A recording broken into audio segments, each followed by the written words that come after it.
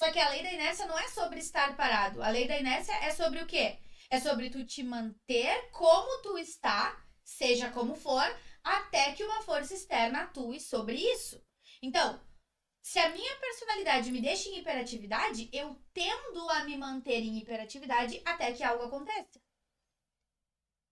Não é só sobre estar parado, não seria só sobre a procrastinação, por exemplo, mas sim sobre a hiperatividade, mas sim sobre a falta de estratégia, mas sim como uma personalidade que costuma abandonar projetos.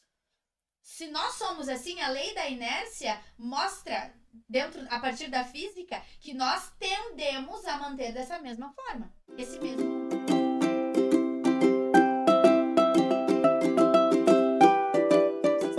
Quando eu tenho uma realização em diversos projetos, não apenas na minha carreira, não apenas na minha empresa, eu preciso viver essa realização. Uma coisa que tem tudo a ver e que a gente vai olhar mais pra frente com isso é o próprio Anywhere Office. Quantas vezes nós não somos mais obrigadas a trabalhar dentro de um escritório fechado, atrás de um computador, mas nós não exploramos isso. Eu já sugeri isso para vocês várias vezes. Inclusive, tem várias aqui que eu chamei no privado e disse, olha, fulana de tal tá passando pelo mesmo desafio que tu. Marquem de trabalhar juntas numa tarde. Eu falo para vocês. Não fiquem só nessa história de é difícil, é difícil, é difícil. Construam oportunidades. Como é que eu sempre digo? Oportunidade é uma coisa que se cria. Então, construam oportunidades para que vocês possam viver com mais qualidade.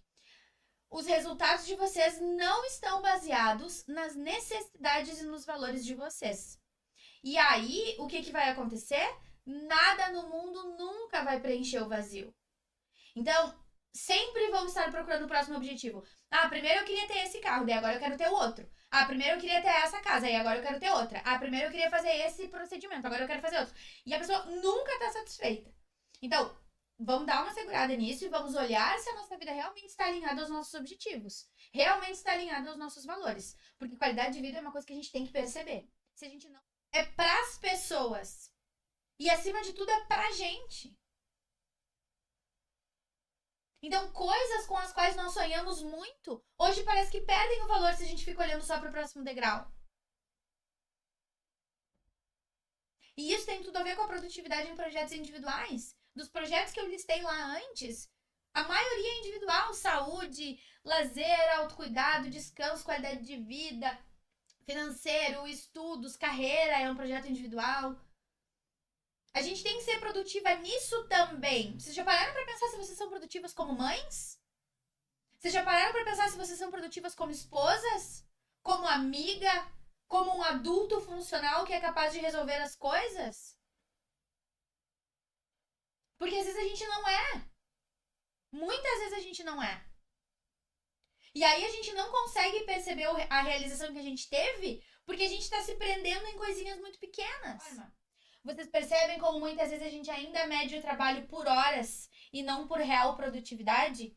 E aí ela estava se cobrando estar presente no momento que não precisava? Ninguém estava esperando. Não tinha trabalho atrasado. E uma coisa muito importante que eu não falei aqui, ela foi viajar com o filho para realizar um sonho do filho. Que ela não conseguiria realizar se ela não tivesse tido a coragem de deixar de ser CLT e se tornar uma empreendedora, para se tornar uma empresária, para respeitar os próprios desejos, os próprios valores e as próprias ambições. E aí, quando eu fui falar com ela, ela tava sofrendo, se cobrando, porque a rotina ainda não tinha se aclimatado na volta da viagem.